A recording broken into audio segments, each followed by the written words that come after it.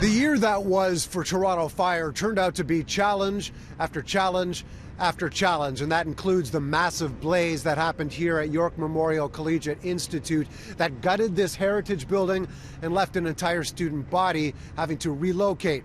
Then there was the more recent incident at a high-rise building in northwest Toronto that ended up leaving one person dead and everyone in that building displaced. And that has raised a lot of questions about Toronto's fire services and whether or not they're capable of handling circumstances like this. Our crews had a lot of tests this year. It's which isn't, I wouldn't say abnormal. This is a big city that never sleeps, but there were certainly some trying situations for sure.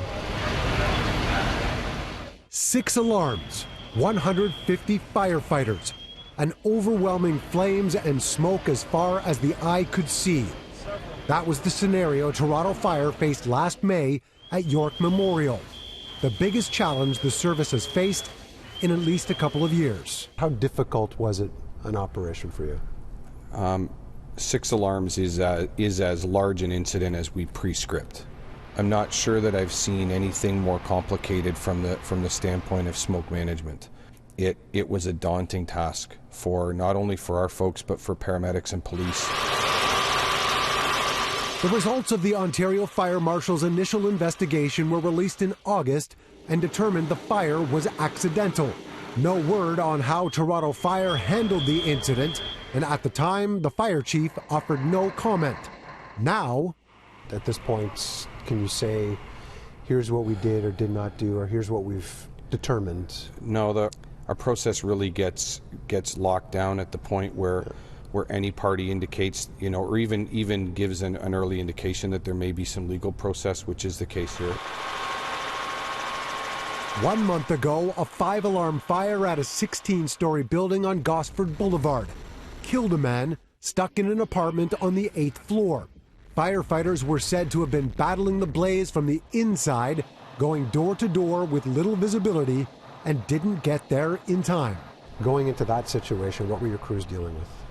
Gosford was tragic, as any time in the city that we have an incident that results in a critical injury or the loss of life to one of our residents, that's something I feel. Are you satisfied that you were there in the amount of time that you needed to be? Yeah, you're right. That's a standard investigation element for any, whether it's fatal or critical injury or just a major fire. The provincial fire investigators look specifically at all aspects of that. Am I confident? I'm absolutely confident.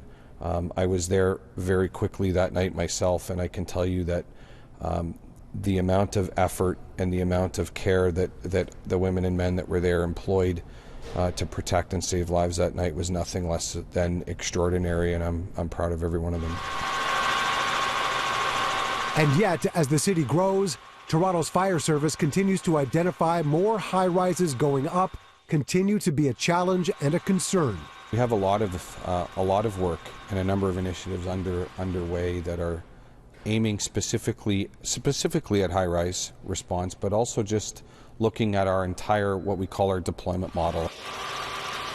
New specialized high-density aerial equipment is said to be in the works, while an entire organizational overhaul is taking place. A tall task for a chief who's been in the role now for a few years. Undoubtedly, it is going to be a real challenge for us to keep pace with the growth that is happening and is coming, and without any doubt, we will in time require additional resources and potentially the redeployment or the relocation of existing resources to meet those needs. Chief Pegg guarded in his assessment of what happened here at York Memorial and on Gosford Boulevard.